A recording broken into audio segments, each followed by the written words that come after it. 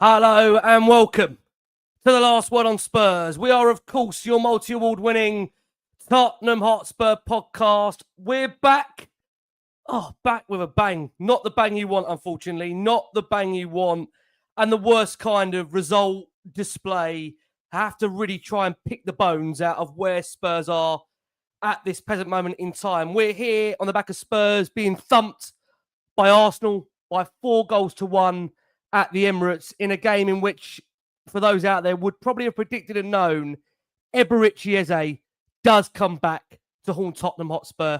And what a way he does haunt us. If it was the very first time, you can find us on iTunes. We're on Spotify. We're across all major audio platforms. I'm joined by 3 fabulous returning guests to Last Word on Spurs. I can tell you want to be anywhere else but here. But they are here. And one man who had to try and get here after leaving the stadium, God, he's here as well. The Honourable Johnny Hamme is back alongside me, of course. Football Links, Johnny Hamme is back alongside me.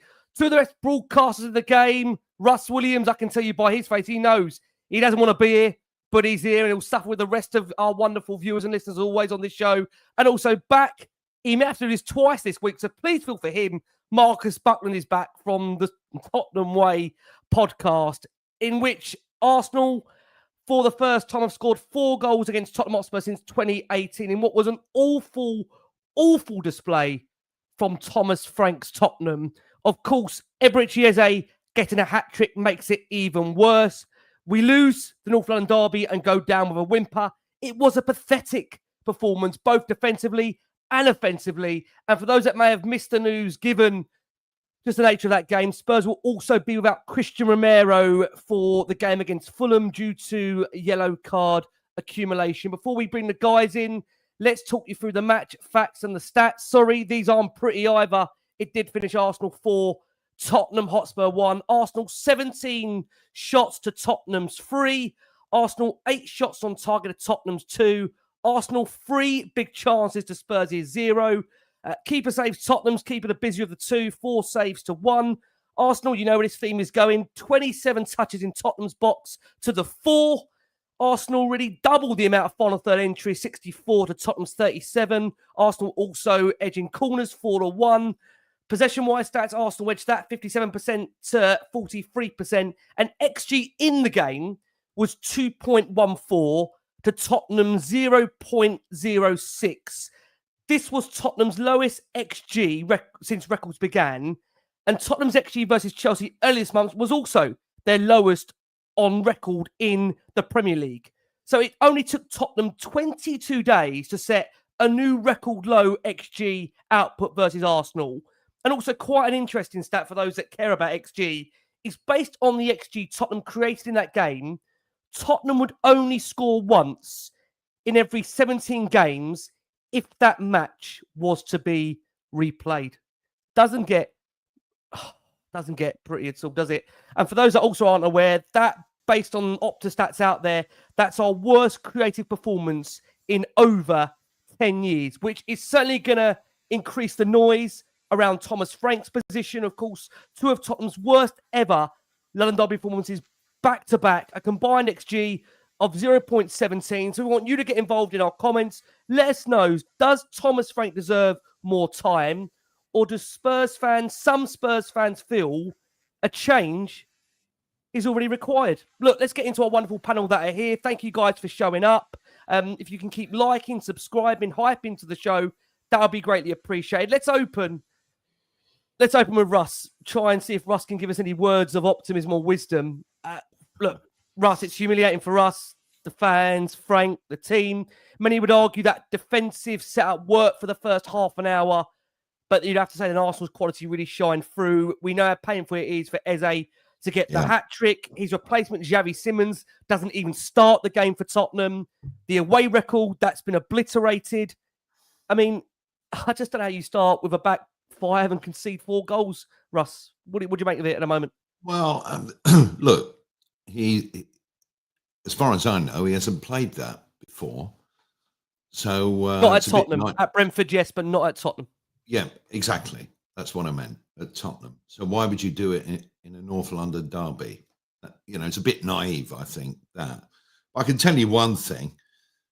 I'm looking forward more to watching the budget than us against PSG.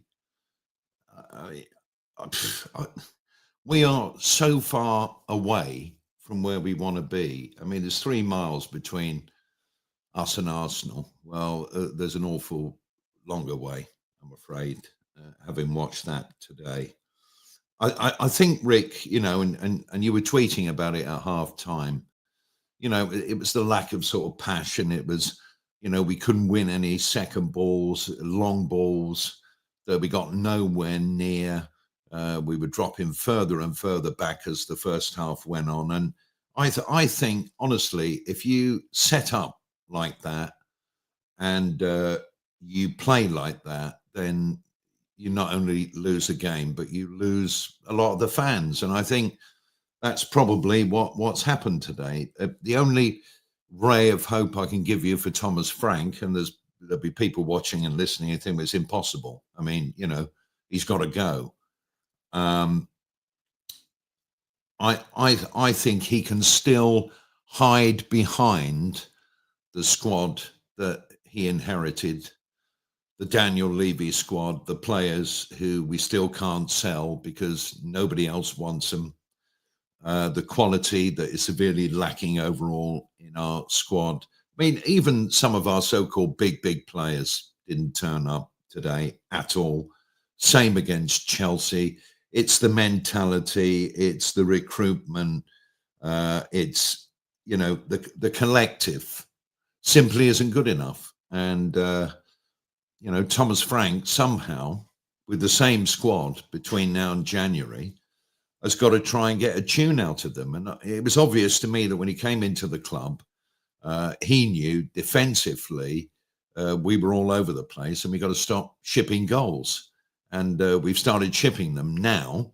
And it is a big concern up front. We all know that there's major issues.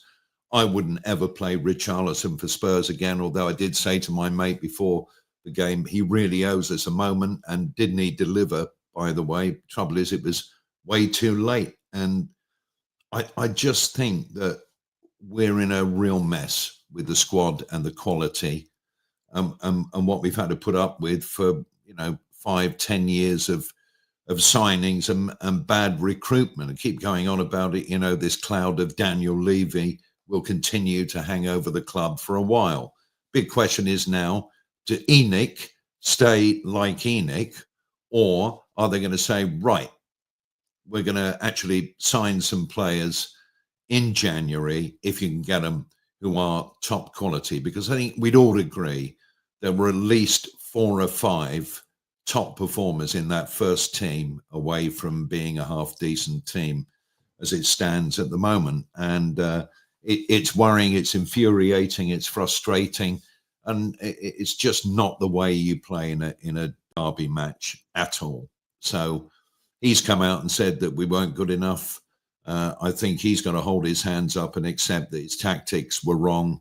I mean, we do not want to see a Tottenham team play Arsenal or Chelsea and just think about trying to contain the opposition, which never works. It really was, finally, my final thought, just like watching a movie you've seen loads of times before and you know exactly how it ends. And for me, that is pretty much my thoughts on the game. The XG stats, I don't really buy into them, but they are pretty damning.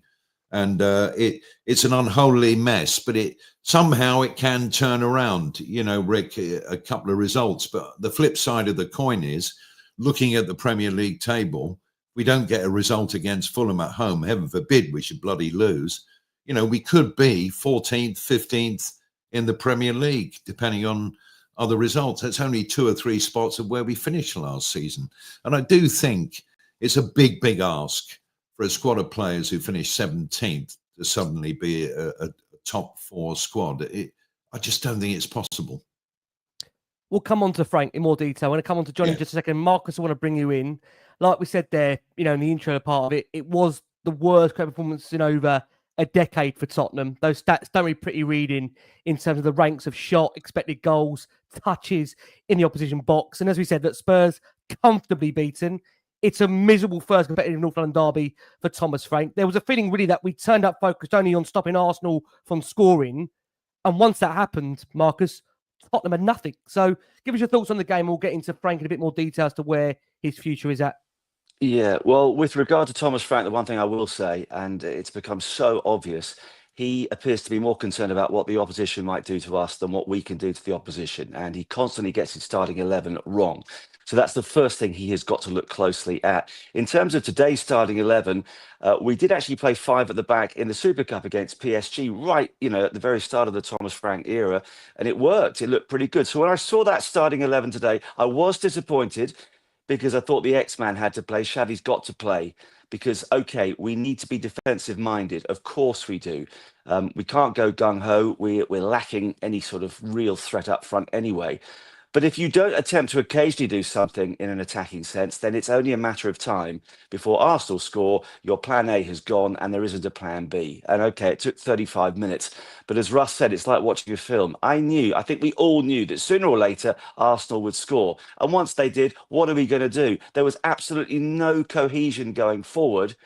The one thing I will say where I slightly disagree with Russ, and I suspect with both you guys as well, is I think there is quality in this squad, in this team. I have a look at the starting 11 today. I think Jed Spence is a fantastic player. I think Destiny Udogie is a fantastic player. When Romero and Van der Ven are at their best, they're one of the best defensive partnerships in the Premier League. I know that the double pivot of Paulinho and Bentancur comes in for criticism, but individually, they are 2 very good players. Now, further forward, we're struggling, but Kudus, up until the injury recently, had looked a fantastic signing. Nobody was complaining about him. I do think that Odebear is getting better and better, but obviously away from home in a North London derby, he was anonymous. Richarlison, actually, I thought Richarlison was perhaps our best player today, but he's lacking confidence. We know that. There is a real problem in the attacking third. And I'm sure that influences Thomas Frank week in, week out. He's thinking, okay, we're not really looking like scoring, so we've got to make sure we limit the opportunities we give to the opposition. But that was painful, absolutely painful. And when we did go forward, we're looking to base our threat on set pieces. Well, the set pieces that we did have were woefully executed, be they long throws or the free kicks. Vicario was taking 5 minutes to play them. Okay, that's the dark arts. Fine, let's frustrate the Arsenal fans. But for goodness sake, then pose a threat with the set pieces. And the crossing from both sides was awful. So, I am not going to start saying that Thomas Frank should go, but goodness me, he has got to change his philosophy. I know he's hamstrung in terms of attacking players in particular, but start looking, Thomas, at what we might be able to do, not what the opposition is going to do to us. And then let's go out. And if we lose, at least we lose with our heads held high. There's more than one way to lose a match. And the way we lost it today, I kind of feared it might happen. It was disgraceful. It's hard to argue that, Marcus. I think my biggest concern was that it's happened so quickly in succession to the Chelsea game. That'll be a worry. The fact that whatever message you would have told him after the Chelsea game, you would have hoped that would have seeped through to him ahead of what, for many out there, is the biggest game of the season, it being Arsenal. John, to bring you in, you've just come back from the stadium, so thanks for turning up here on the back of having to be put through that. Look, there's a joke that was going around on X actually saying it's like the Jose era, but without a Kane and a Son. This was the first time Tottenham were playing Arsenal in the Premier League without either of them. And you go back to, I think, 2014 for that. Had to be Eberechi Eze. We joked and laughed all summer. I think he was on with Marcus at the time when that deal looked like it was going to get close to being done. Didn't happen. But it's just the same crap every year when it comes to us going to the Emirates. And I don't want to make excuses because I think only under Pochettino really did have like kind of a brief period there we were getting results. But let's be honest about it. My biggest worry for me is that there was very little intensity. And whilst I do agree for me that the quality of the squad is simply not there to go toe-to-toe with Arsenal, the lack of any real competitiveness from Tottenham in this fixture for me was the biggest worry. And now we just simply gave Arsenal so much respect to have the ball. And at no point really done anything with it ourselves. Johnny, what was your thoughts? You were there. Give me a feeling on the back of that game. Oh, basically, it was just that, wasn't it? Just throwing the towel in. Throwing the white flag. If you were in Real Madrid, all you would have seen was a stadium full of white towel, white flags. It was gutless. It was toothless. It was directionless. I mean, every adjective you could probably use. I'm sure there's a lot worse ones. Like the guy said, 35 minutes, we defended, but there was nothing else to the game. And, when you look at the performance last week of Sunderland, yes, I know at home, and the Sunderland roar and the support of the fans and everything. But what you saw in that game, even when they were under the cosh and with their backs to the wall, what they showed was fight, determination. Every second ball that they were there, Arsenal had a tough time. They had a tough time. They made it tough for them every step of the way. We made it easy for them today. There was no pressing. You saw individuals pressing. I mean, I've got to say it. Richarlison was the best player on the pitch. That tells you how bad Spurs were today. He was the one pressing single-handedly. Why aren't the others pressing? It was shambolic. It really was. And, look, I'm an admirer of Thomas Frank, but you can't make excuses for that performance. But let's be honest, guys. You can sit here and you can go on about the performance, but I can't think of one player on that pitch today that gets into that Arsenal team. I think Mickey van der Ven is on the bench in that team. I really do. I'm not saying they're all terrible players, but Arsenal, it's an 8-year project. We are 4 months into the Thomas Frank project. And, I feel like we're experiencing a knee-jerk reaction. I'm as angry as everybody else coming out of that stadium, fuming. Right? It's unacceptable. The performance is unacceptable. Performance against Chelsea is unacceptable. But what do we do? Are we going to go down that same route again and sack another manager? Who are you going to bring in? Do you really believe that someone's going to come in and overnight flip a switch of a team that's finished 17th, lost 22 games?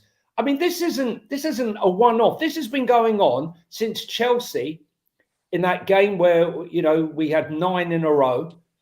I think we've lost 30. I mean, I lost count now. 34 games in 18 months, and it's continued. This is a cycle that needs to be broken.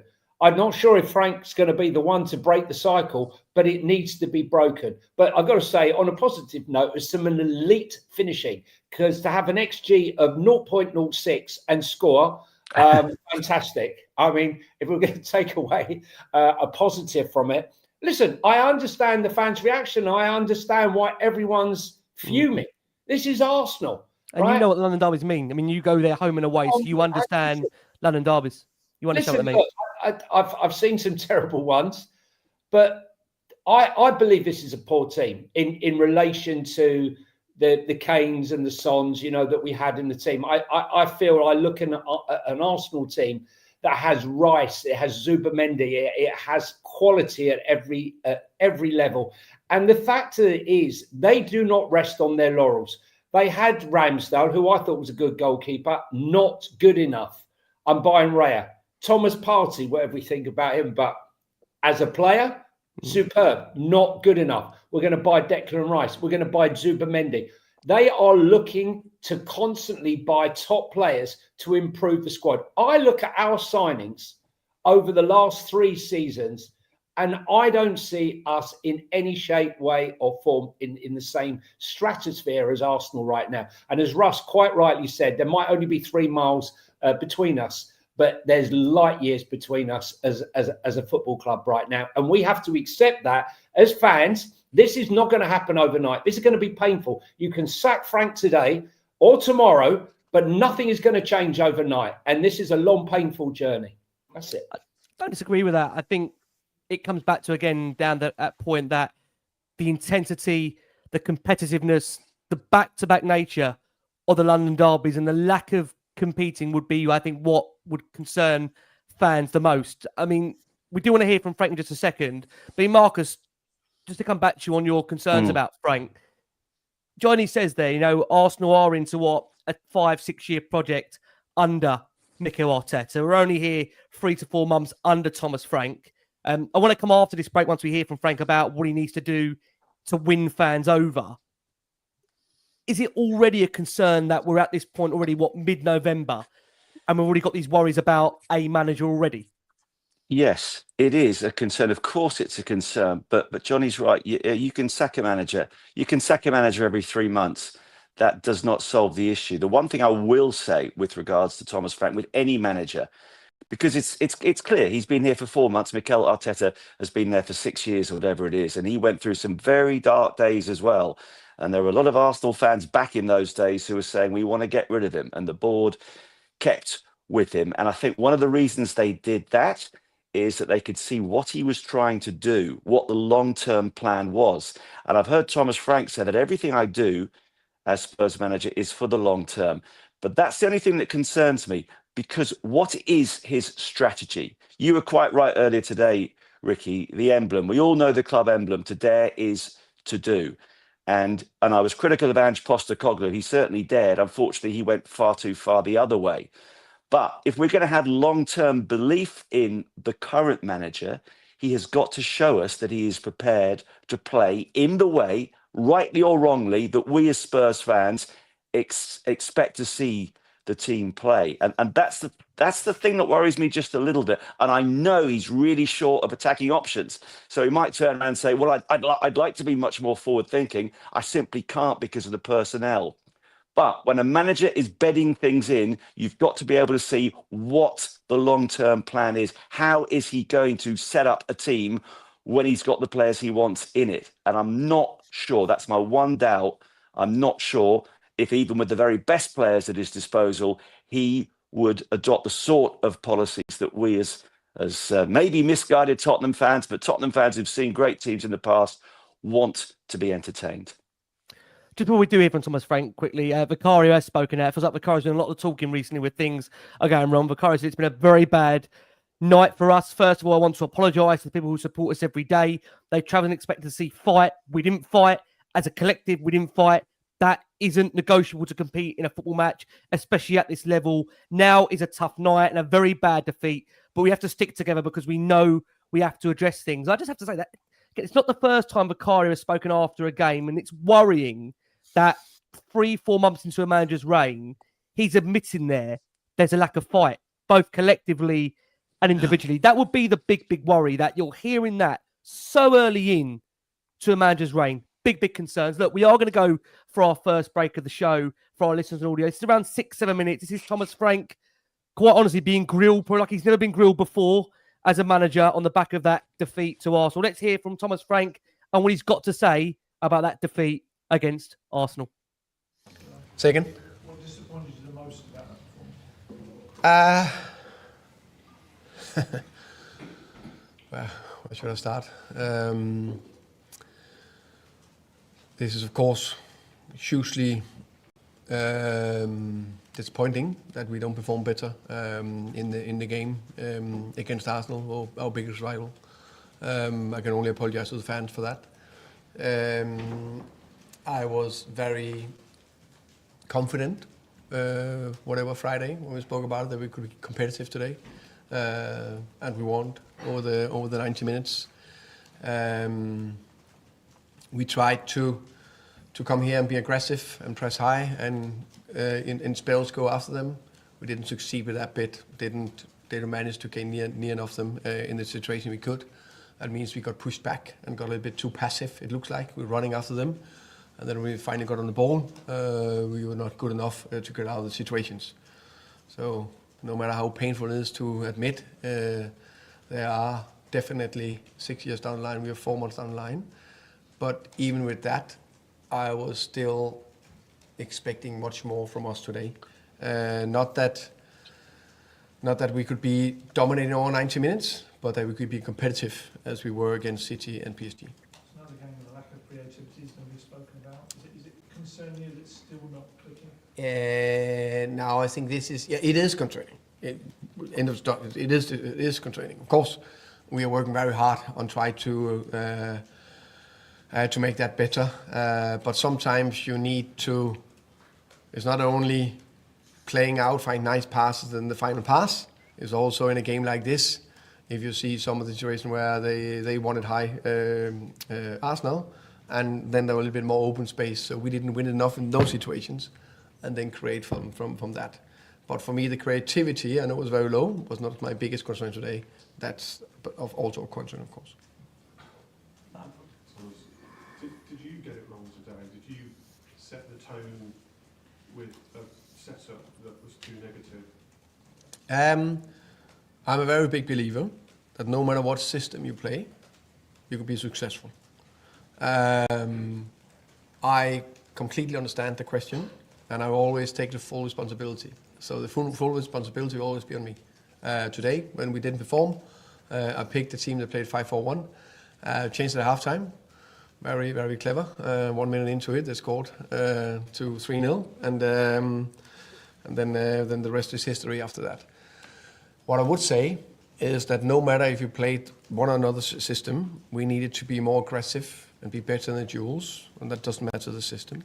But I take the responsibility for everything today, no matter what. Thomas, with the back five, what was the plan in the first half to sort of frustrate Arsenal? Or was that something that was imposed upon you? Ask again, sorry. Was the plan in the back five to frustrate Arsenal, to shut the game down, or was that something that was imposed upon you? I think, the question before, I know we are working very hard on the offensive part of it, so we could be extremely defensive solid, but still be aggressive, still go after them, which we've done, which we also did, for example, against PSG, but we didn't succeed with today in the same way. So I'd say if you have a back five, you can still be very offensive in many ways, but today it just didn't succeed. John? In that first half, Thomas, tactics aside, did you see enough fight from the team?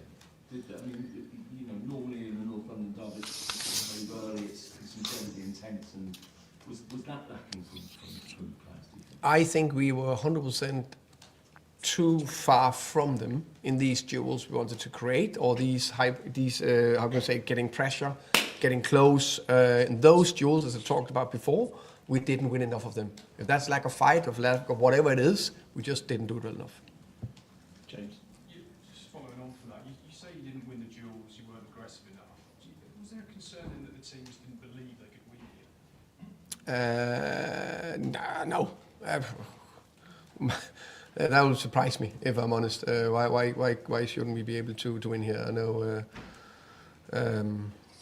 I think that's two different things. Maybe it was. I think in any game you need to get through tough spells. I don't think that. Maybe that came during the game. I don't know. That I need to ask the players about. Thomas, after the Bournemouth defeat back in August, you stressed the importance of not having bad performances. Yeah. Even games can go either way. But we've had that one with Chelsea and then Yeah. today. How Yeah. alarmed are you by the fact that the team is still capable of putting in these kind of performances? That, of course, will always be a concern. I would like the team to have very few bad performances. There will always be average performances because it's football we are dealing with. So that's definitely something I need to look into, because today I felt we were fresh. I think we were ready. Chelsea game was a little bit on the back end of a top spell. There could be that, but form still bad. So today was, I didn't expect us not to be not competitive. And just secondly, talking about creativity, you chose not to start Xavi soon. You sort of explained it already about the tactics and stuff, but you've been playing better in the last few weeks. Specifically, why didn't you pick him? He's been playing better. Oh, what are you saying? It feels like he's been getting to grips with the Premier League the last few weeks. He's better and better. I think that was a tactical decision. I think Wilson's done well, so it's one of him or Xavi or Wilson. Ian? Thomas, the fourth Arsenal goal starts with the Tottenham throwing deep in their half, and when you watch it back, there's not a Tottenham player who seems to want the ball. It ends up back with your goalkeeper, 3-1 down. He clears it, they get the ball and they score. Is that an issue with confidence or bravery, just to want the ball in that situation? I think you are 3-1 down. What's the score at that time? What's the time for 82nd minute? We always want bravery. You need to be consistent. You need to keep going. You need to do all the right thing. I think I'll be more concerned if that was as 0-0 or 1-0. Jay? Hi, Thomas. One point in the last 3 league games against Arsenal, Chelsea, Man United, teams that you want to be competing against at the top of the table. Just wondered what you've learned from those last 3 games and where the areas of improvement are. I think it's 3 different games, as you can say. I think the United game was a much better performance than today, and the Chelsea one. I also think there's difference in the Chelsea and the Arsenal performances. Even both of them look bad on paper. I need to watch this back as well. I think it's definitely a lot to work on still. I think it's fair to say that we are very disappointed, unhappy with the performance today. No, don't want to run away from that. And I said we will apologize to the fans. I think also fair to say where we're coming from. We finished 17th last year. And we tried to build something which today didn't look like we tried to build something. You just mentioned that there are differences between this performance and the Chelsea one. Lots of people will look at the XG and the chance creation and say that's very similar. Can you just elaborate what you've noticed was different? Yeah, but I think it also fair to say I need to look this game back. I have much is just fresh in mind and very emotional and frustrated, of course, right now. So that please ask me about that question next time we see each other. On Tuesday? Yeah, on Tuesday. Yeah. Final. Thomas, I know you said that systems can be attacking or defensive and you can be successful in anyone, but would you accept that maybe in lining up in a back 5 before the game, which you've not done in a long time, you're sending a message to the players and maybe encouraging a degree of passivity by lining up with that extra defender? Yeah, you can say that, but there's so many ways you can see it in that aspect. I've seen lots of teams, including my own team, playing also 3-5-2 or 3-4-3, being very aggressive, positive, forward-thinking. That was not the case today. So I don't think it's about the system. Okay, thank you. Thank you, guys. So that was Thomas Frank there on the back of Spurs being heavily beaten by Arsenal in the North London derby by 4-1 at the Emirates. Thanks to over the 7,500 that are watching us live right now across all our platforms. Thank you ever so much for incredible support for Last Word on Spurs. And we did have over 70 questions that came into the show. Although Russ encouraged voice notes to come in, this probably is not the show for them. Not this week. So, not this week. No. But we will try and get your thoughts amalgamated within this show. But look, we're joined by Broadcasters Russ Williams, Marcus Buckland from the Tottenham Wow. We're joined by Johnny, of course, over at the Spurs 5, and of course as well, Football Inc. Guys, if you can keep liking, hyping, subscribing out there, that would be greatly appreciated. We have just heard from Thomas Frank there. Yeah.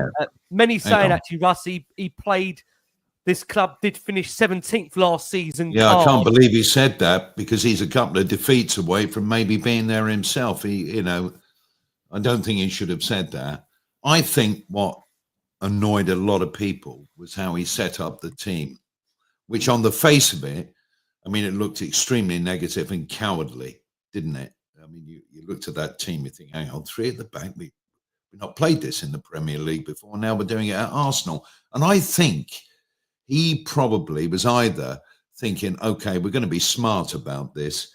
I'm going to try this system. We heard him say that any system can be successful. And the players didn't carry out whatever the system was or were unable to. Or he knows probably that elite players are needed to beat elite players. And maybe he thinks that we just don't have enough of them, which is why he set up the way that he did. But I'm absolutely certain that he has learned a lesson now that in a North London derby and big games, and the sad thing is the Chelsea game was a pretty awful performance. Another one of our so-called rivals, Arsenal, historically they are, as we know. And I just think he made a very big mistake in sending a team of ours for the fans that we've got and what the expectations are in the way that we play. Even if you lose, if you give a good account of yourself, score a couple of goals, maybe you might concede 3 there and lose the game, but it's better than watching that dirge. And I think he's going to have a big rethink. And behind the scenes, he's got to really press for some more bodies coming in the transfer window, because there's enough good teams in the Premier League, as we all know, that if you take a similar attitude, even against the Newcastles of this world and the Evertons, you're going to be in trouble. And last season, at least we were playing on the front foot. The trouble is we couldn't stop the goals going in at the other end. We all know what happened. So the perfect formula is very difficult to achieve. But I do think he's got to be a little bit more aware, because he definitely sent out a cowardly starting 11 in terms of tactics today. No doubt about it. And that's what annoys the fans. They look at it and they go, where's the blood and guts? Where's the pressing? Where's the up and at 'em? Where's the goals going to come from? You know, and they were right. Yeah, just to bring in that, Russ, I got Johnny there in terms of the table that leaves Spurs at the moment. Spurs currently 9th at the moment in the Premier League table. Obviously, Man United still to play over this weekend, so Spurs could still drop a place also. Don't forget that as well. We could drop and finish 10th at the end of all of the match week 12's respective games. Spurs at the moment, they are only 2 points off the top 5, which could see a club seal a Champions League place, of course, depending on the coefficiency for the Champions League. But obviously, Spurs also will be looking over their shoulder, because they are just only, as things stands at the moment, 3 points off 15. 3 points off Newcastle, down in 14th. So look, again, at the moment, that's why I said on our last show that we did, it's a precarious table at the moment, and I think at the moment it's a lot more what you're seeing by the eye test rather than the data around the table right now. Johnny, look, it's 2 wins in our last 6 in terms of the Premier League. We're out the Carabao Cup. We don't have the best away record in the league anymore. We are, as things stands, mid-table, and we're really struggling to win at home right now.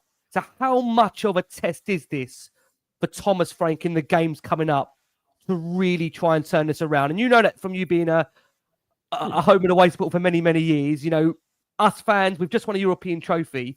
We're not great with patience. I know, again, me and you are both admirers of Frank. So how big is it a test for him now of trying to get this team back on track and ignoring a lot of the noise, which, to be fair, sorry, Marcus, me and you are probably a lot responsible for by doing these bloody shows.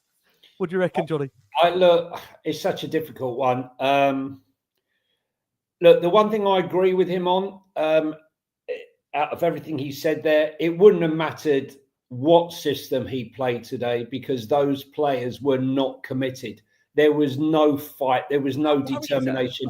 How worrying is that, John, you're saying that? How worrying is that? Massive. It's massive. You know, I'm not going to, you know, I might be a Frank fan, but you know, you can't pull the wall over my eyes or anyone else's eyes. And I'm not here to defend it. You know, I want to see my players, every single tackle that they won. If they won the ball, they won a throw-in. The Arsenal players were turning to the crowd and they were fired up for everything. It was like, you know, Arteta had them caged up for days on end, you know, fired up, reading to them whatever he gave them to fire them up for the game. We came out, we didn't look like we could fight our way out of a wet paper bag. It was a sad thing to see. I can take losing. It's life as a Spurs fan. You know, if you've got mental health issues, being a Spurs fan is probably not best for you.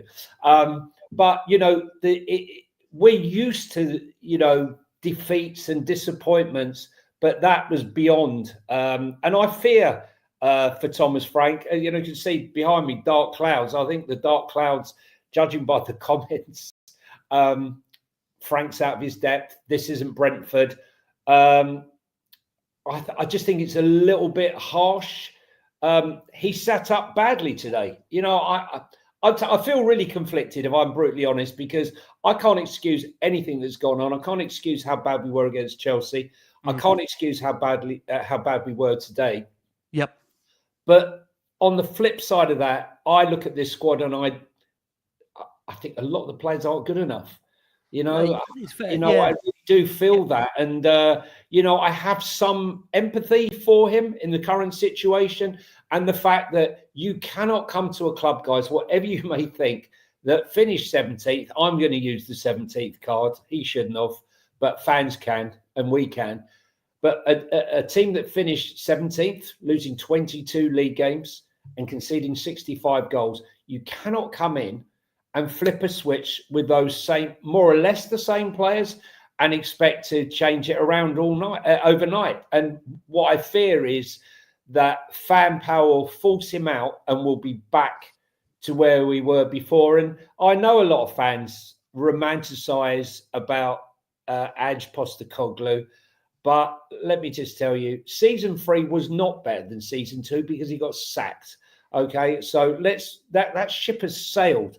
Let's not keep regurgitating. I think the problem for a lot of fans out there is that for those that say, you know, you maybe want Thomas Frank to go, they assume you want Ange back. And I mean, I'm certainly not saying that. You know, I thank Ange for his flowers over winning the Europa League, but for me personally, you know, I don't see a reason why you'd have to go back. There are other managers out there. I'm not suggesting that we're there right this second, but I think you'd agree, Johnny, the performances have to pick up, right? They have to pick up. I mean, we can't be in a situation where we can't win at home and be obliterated and play like we are, certainly in those London derbies, you know, Arsenal away. I don't think it's even, yes, the result hurts, but it's the manner, Johnny, of how we've gone there. And we've not even tried to show any real fight. And it's worrying that players actually are under him that come out saying the same thing. That'll be the worry right now. Not acceptable. And to be honest with you, I'm sick of listening to Vicario coming out telling us what we should all be doing when, you know, he's not exactly been great. Look, four wins at home since November the 3rd, I think, last year. This is not a Thomas Frank only thing. This is a club thing. Of course it is. 4 wins at home in over a year. Come on. And those were against Burnley, Southampton, a very poor Manchester United team, and Aston Villa. Not good enough. This is a malaise that's been going on for a long, long time. As Russ said, it's a mentality. The mentality has to change. The mindset has to change. Better to try and fail than never to have tried at all. And I don't feel at times that going into these big games, the players are trying. Now, that's worrying, isn't it? I mean, well, it is. And if it is Frank, then Frank's going to have it. Will end up paying the price for it. But the players have to look at themselves in the mirror and say, you know, where was I today? Because you guys did not turn up today. Look at yourselves in the mirror. Thomas Frank's to blame, but so on. And everyone today has a slice of the blame cake. All of them. I totally agree. I mean, Marcus, to bring you in, one of the questions that we've had here, and we're keen for you to answer it. This is from Jim at Jim Spurs 1884, who says, actually quite funny how much Frank has just plugged and played Brentford's very much similar strategy and expected good results. I can't really see much of a development in terms of a possession style based football. We're pinging channel balls from left to right, hoping teams give us space in behind, which they never will, especially when we're at home. Do you feel the same, Marcus, that you haven't seen a lot of development when it comes to Frank's style at Spurs? Because Frank has been renowned from going away from home, also being at home with Brentford and getting the big results against the top 6. Many would argue that's one of the reasons why he did get the Tottenham job, because he was very good in those top 6 games. Yeah, well, listen, actually, one of the things I don't like is people going, oh, what do you expect when you get a Brentford manager? Listen, the guy did extremely well at Brentford and now he's moving on. You don't always refer to the manager and his very first club, because otherwise you'll say Sir Alex Ferguson, wherever he started his career, is X, Y, and Z. You develop as a manager. Equally, what really annoys me is when a manager holds up his hand and says, oh, it's all down to me. I take all responsibility. Why are you taking responsibility for the fans for the players not winning those duels, etc., etc.? That worries me. Surely it's down to the players. Then my mind filters back to what happened after the Chelsea game and the apparent snub from Van der Ven and Spence towards Thomas Frank. I thought he dealt with that very well afterwards. But was that just a little sign of an underlying malaise? Is it a case that some of the players, rightly or wrongly, it should be wrongly because the manager is the manager, but do they not respect him? Now, if that's the case, we've got real issues behind the scenes. But the other thing I would say, we've touched upon this. There are different ways to lose games. And you mentioned the home form, which has been appalling.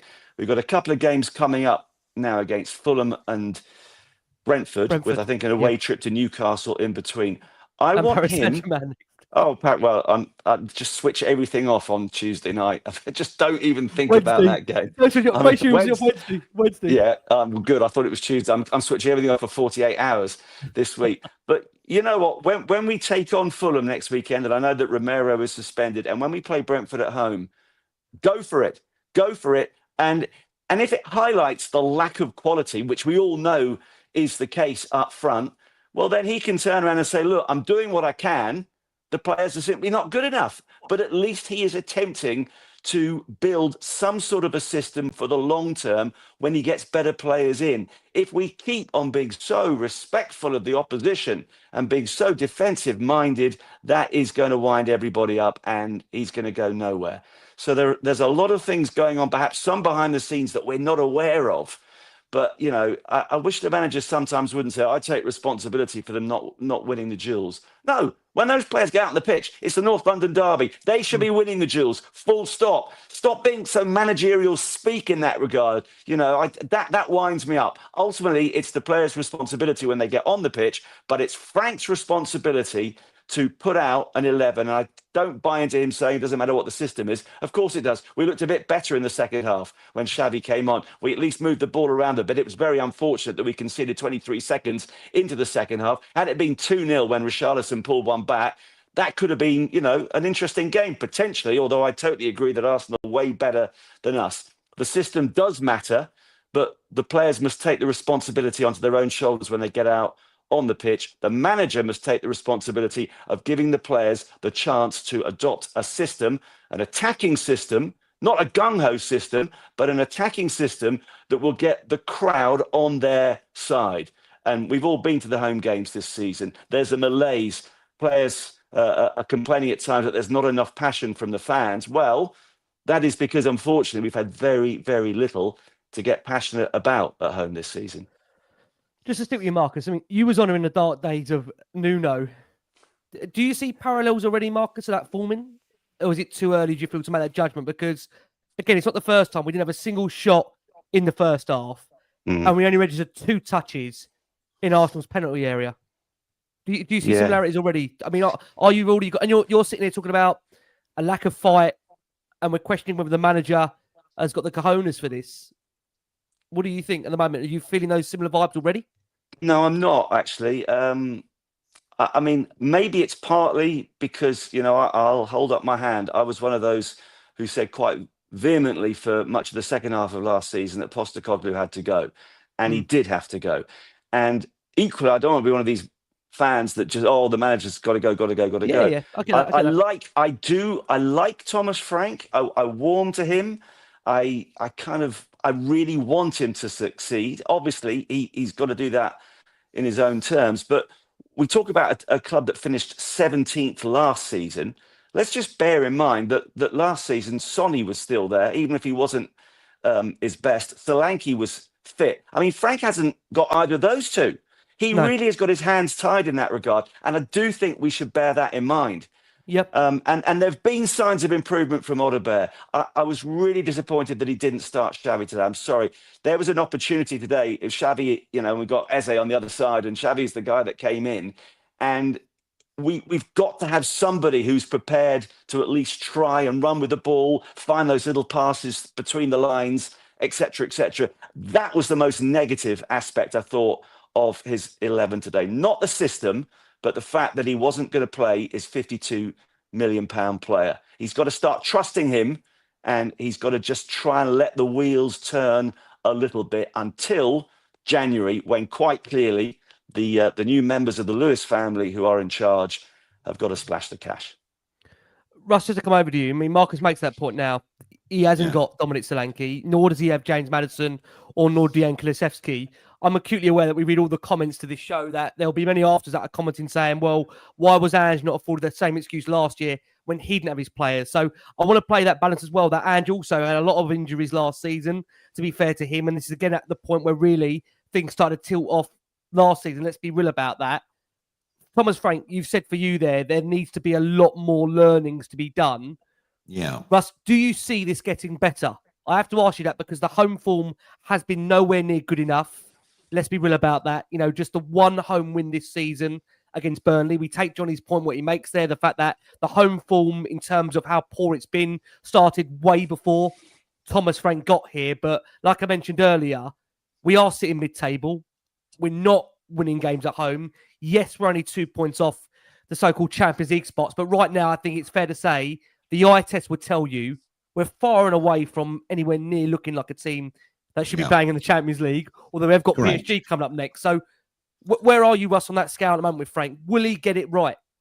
You can only hope that he would get it right. And, to put all your eggs in the hope basket is a bit risky. I think the danger is probably two, maybe even threefold for him, that the powers that be take the eye test, as you call it, Rick, and go, don't think this is for us. It's a possibility.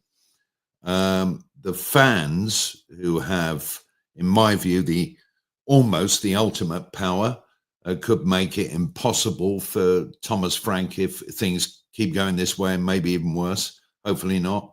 That is another way that if he is going to leave the club, he could leave the club. But perhaps more importantly than that is when your players give up on what you want them to do and don't believe in you as a coach anymore. And the whispers happen not only in the changing room, but in the corridors leading up to the chief executive's office and to the press.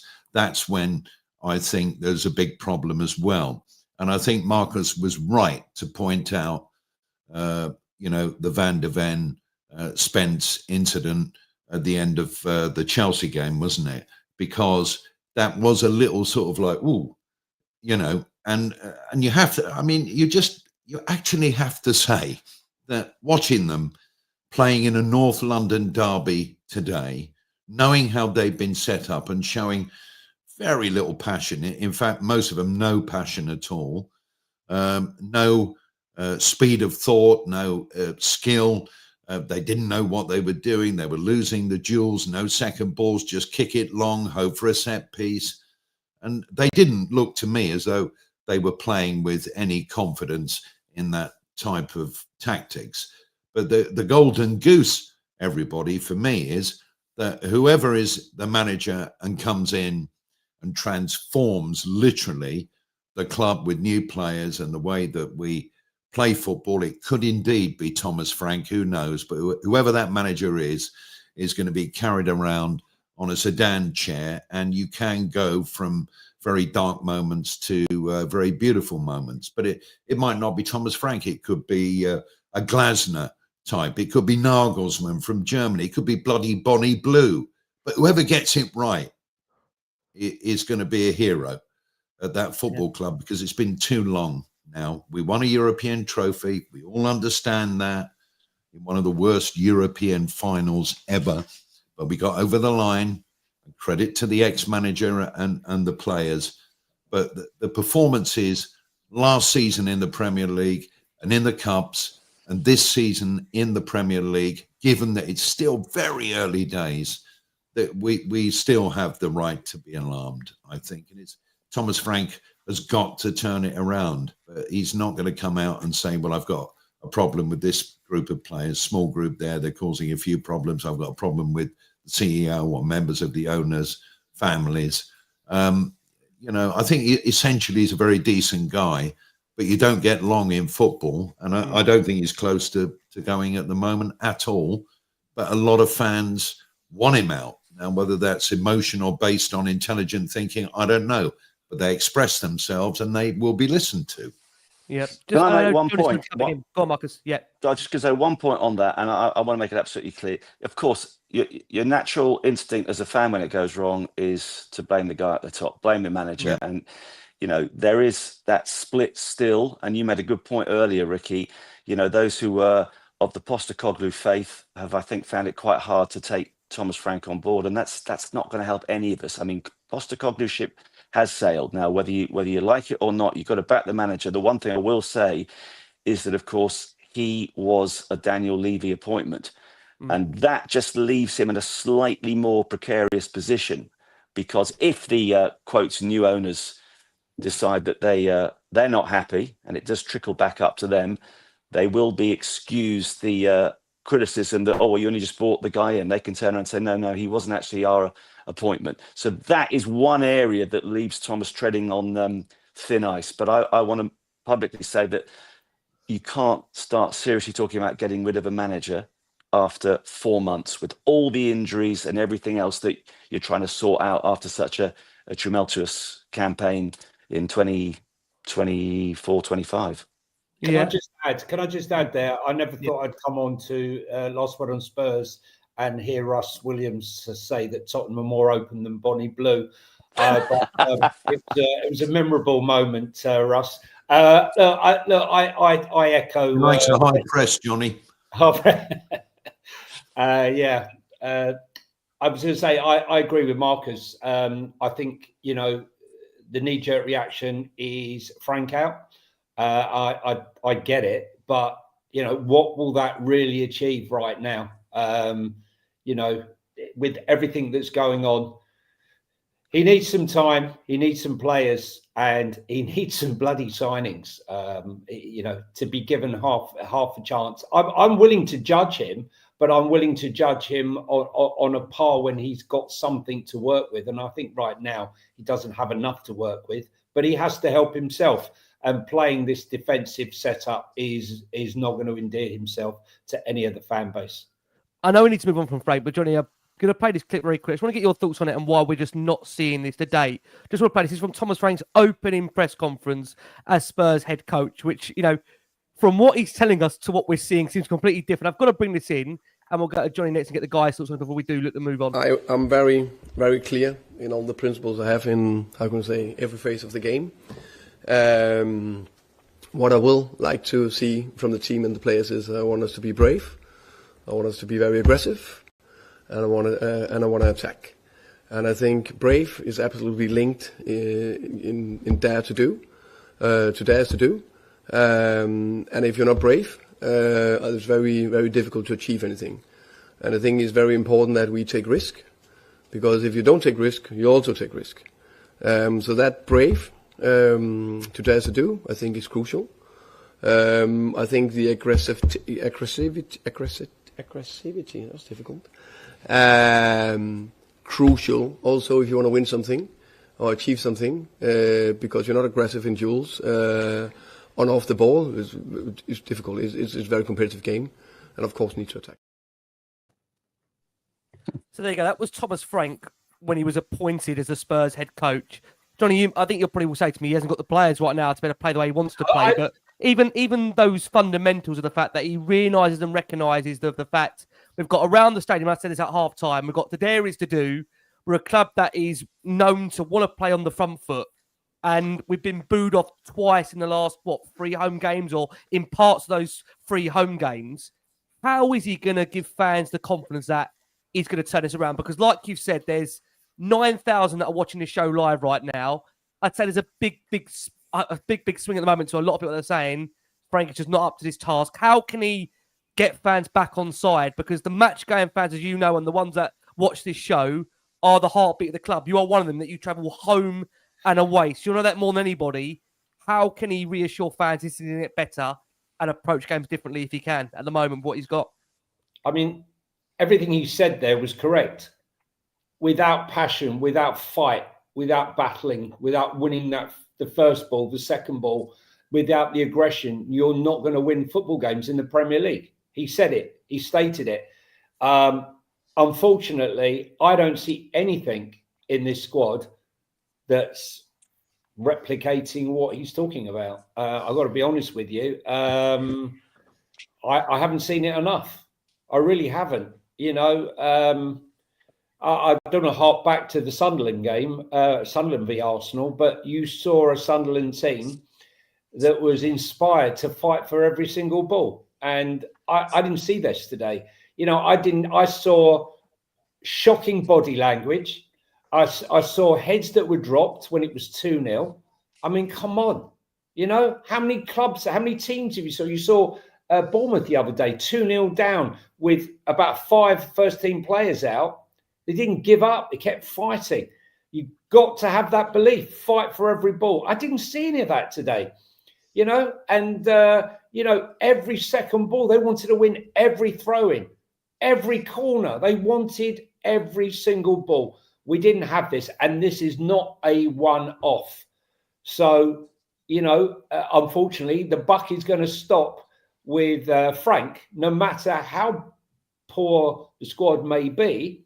The fans can accept, I believe, looking at us battling, losing a game and turning around and saying, you know what, we fought, we battled, but the fact is the players just aren't good enough. There's certain players with short 3, 4, 5 players, whatever it may be.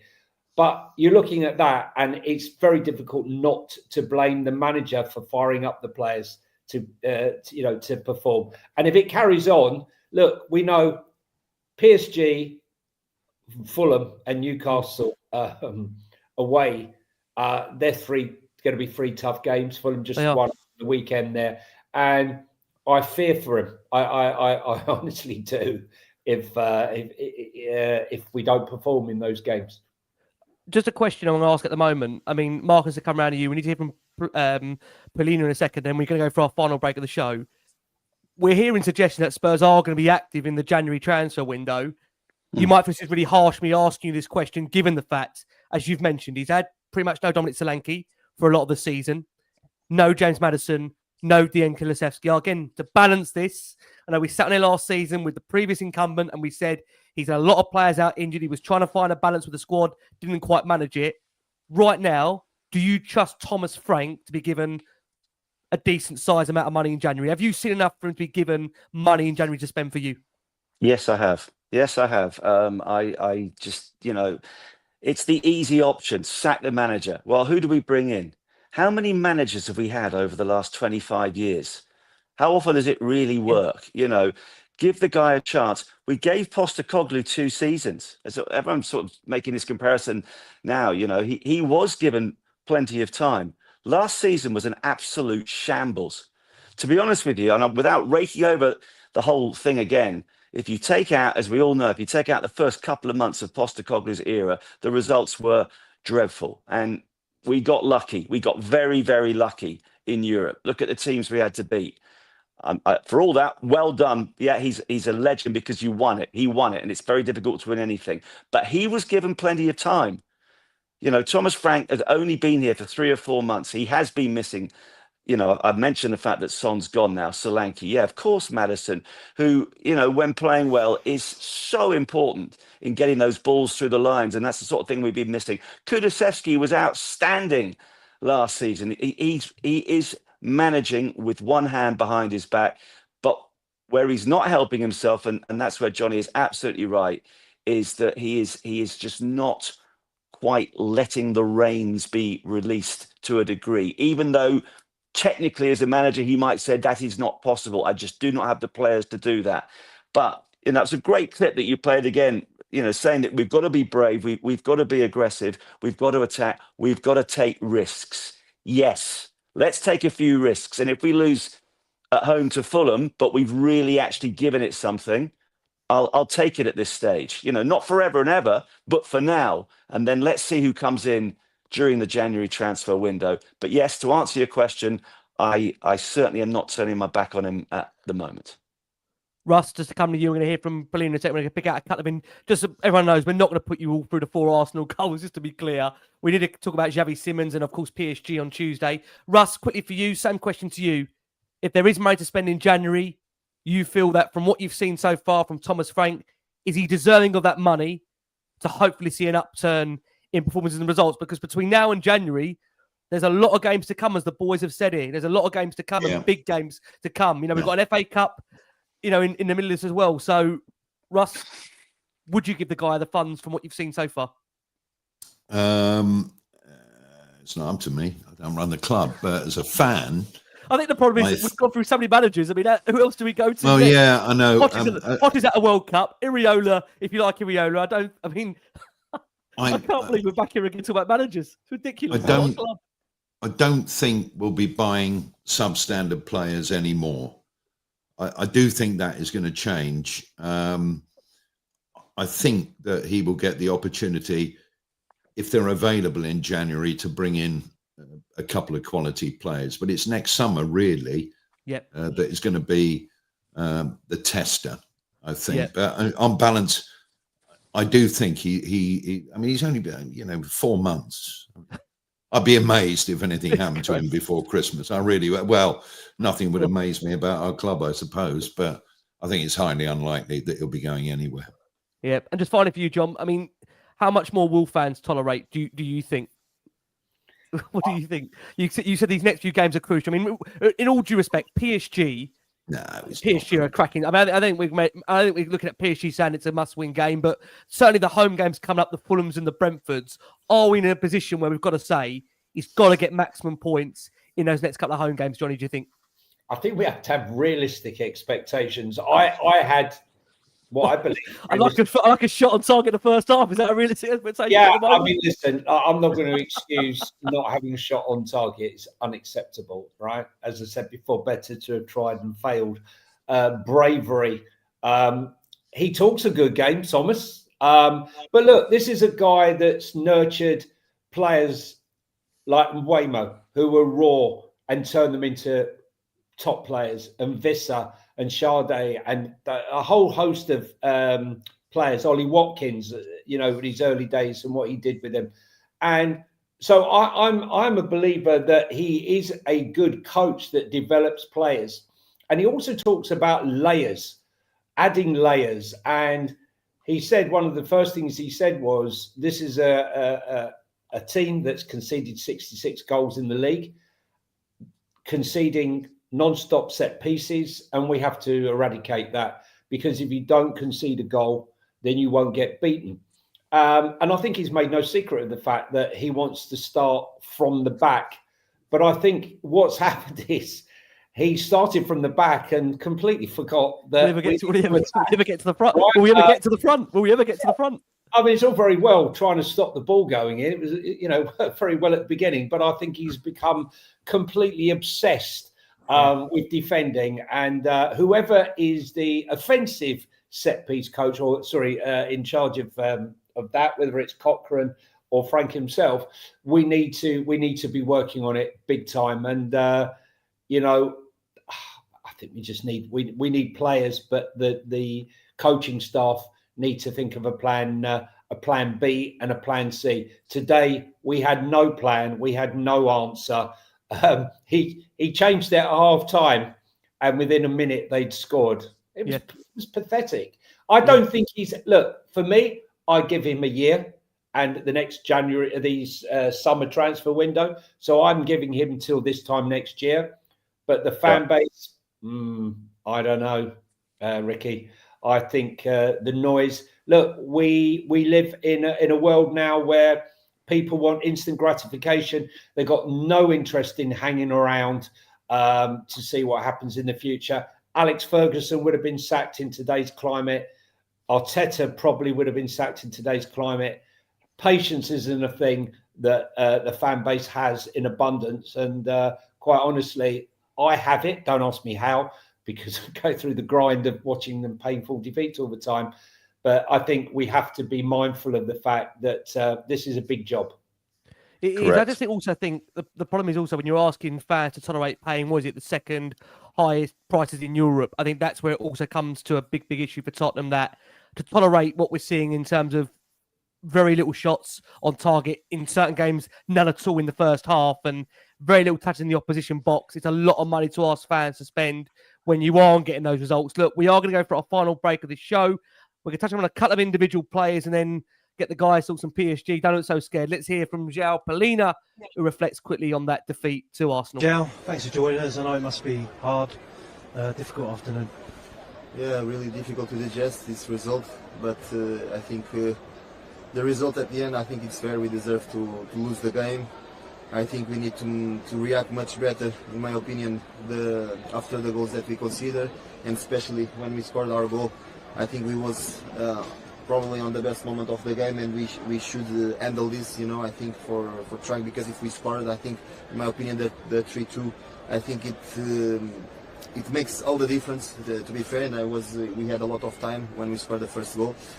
But after, it's not easy, when you come to the half-time as well and you consider a goal, in terms of anemic terms, for the team. And after when we suffer the 4-1, I think it killed completely the game. But at the end, I think we need to react. I don't need to be with many words here. Just to say sorry to our supporters that came here to support us and try to celebrate with us.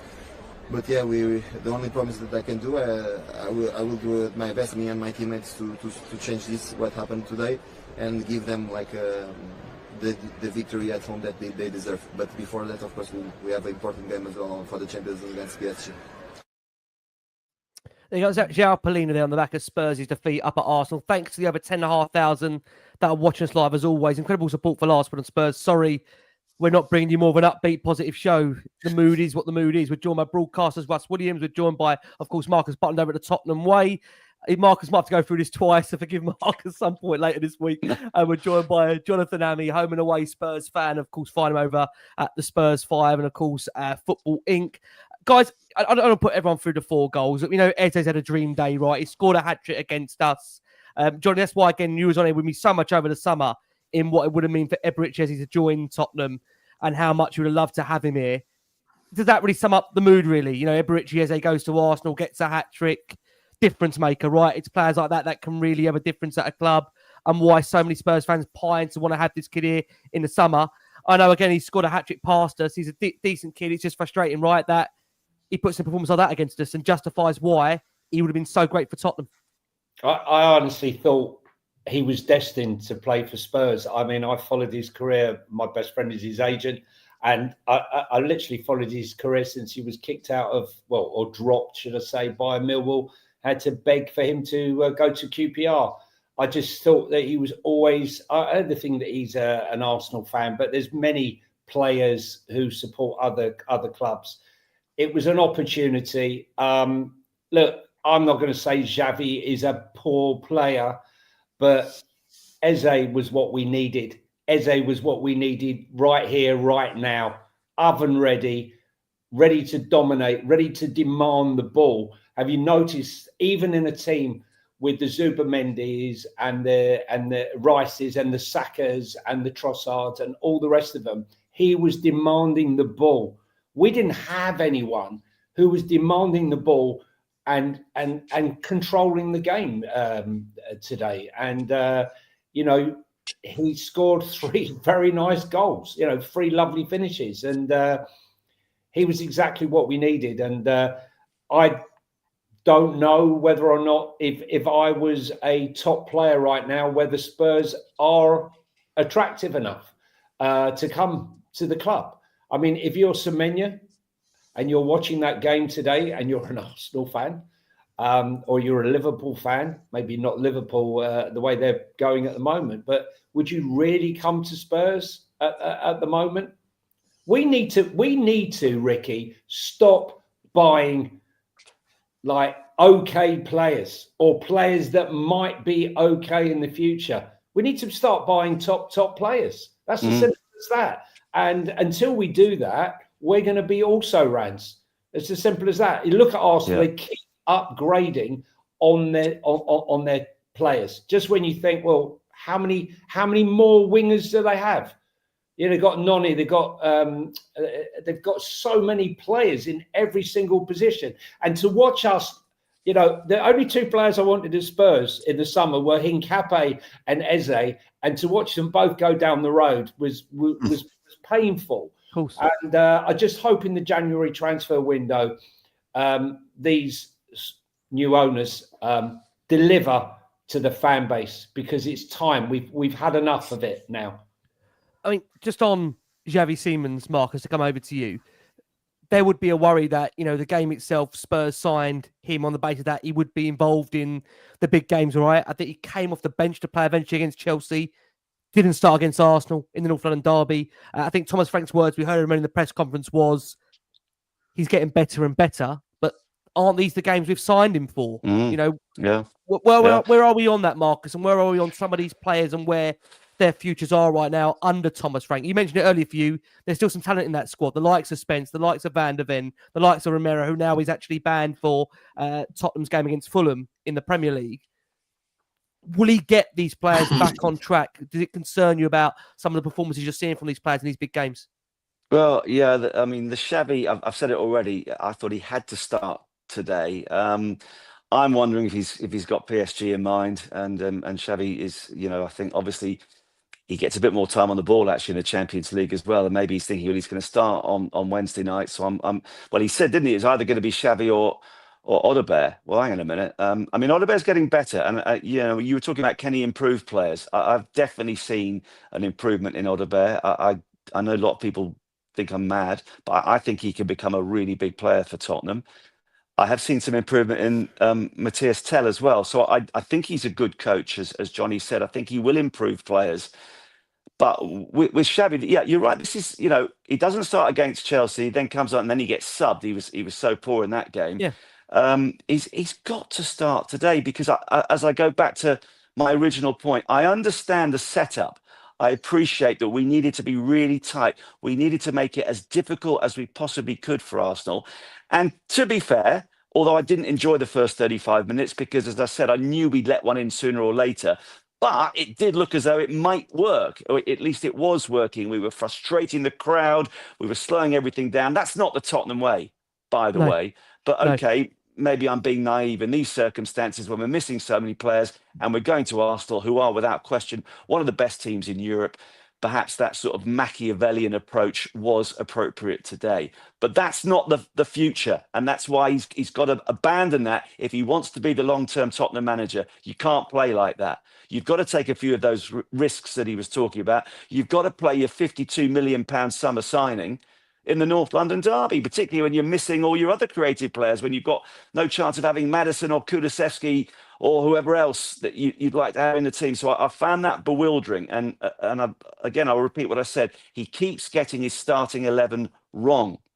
But I think these are things that he can learn from. I really hope he can learn from that. And I do think that he's a good coach, and I think he will improve players. And the point that Johnny's just making, we have got to get some oven-ready players. I mean, I've always banged on about Jack Grealish. I can't believe he's playing for Everton. Somebody like that, it's not rocket science. It's what Harry Redknapp did so well when he was the manager. And you know, everyone went, oh, Harry's a brilliant in the transfer market. Yeah, he was. Because more often than not, he would bring in players who knew what they were doing.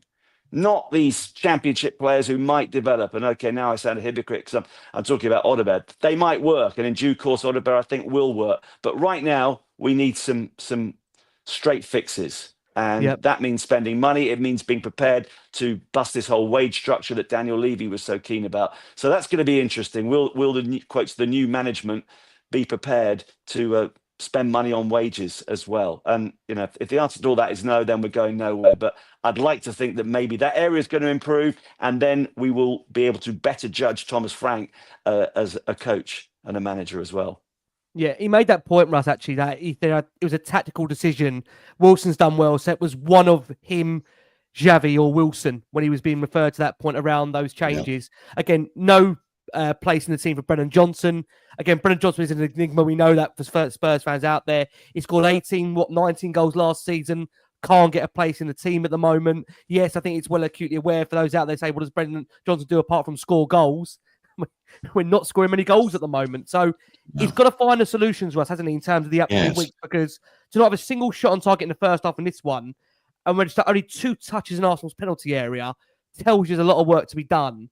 And also, for those that are unaware, there was 20 passes, thanks John George, in the build-up to Trossard's opening goal for Arsenal. The most for a goal against Tottenham in the Premier League since 2007. So it just kind of shows you just how much we allowed Arsenal to have the ball, didn't harass, didn't press, didn't get in their faces. What can he do, Russ, with the tools at his disposal right now when it comes to what he's got to work with? I do think that Xavi is a very gifted player, and I think if he plays, you've got to the other players have got to move positively around him and quickly, because he's a quick-minded player. He might not physically be right at the game right now, and that's difficult in the Premier League, but he's got the skills. I mean, it's interesting, Johnny was talking about Eze and how he would have loved him at Spurs. If we put Eze in this Tottenham team and Xavi in the Arsenal team, which one of the two do you think will be better? I mean, listen, I can't argue with you, Russ, because, you know, Xavi doesn't have players running off of him. What can they do in the Arsenal team? That's what I mean. Yeah, but the thing is, Eze has the physicality. He's very good at shielding the ball. And I think when you get the ball, that's the point. Yeah, I think he would demand the ball. I think Xavi does struggle, when he's leaned on body weight, to go over. Look, I hope Xavi turns around to be an incredible player for Spurs. But right now, he said himself, this is the biggest struggle I've faced in my career. His words, not mine. He's obviously finding it difficult in the Premier League. I also find it, just to some of the comments, I mean, Marcus, does it really matter the fact that the 2-0 goal, there's an argument that there's an Arsenal player blocking Vicario's vision? Can we really moan about that on a day we've lost 4-1 up there? No, let's not. Let's, you might get a slight decision going against you, but on a day like today, that is meaningless. We were outclassed from start to finish, even during those first 35 minutes. It's not how I want to watch Spurs playing. So I'm not going to quibble over a potentially marginal incorrect refereeing decision going against us. Can I just add there, Ricky, to say that when we scored the goal, this is the difference between the two teams.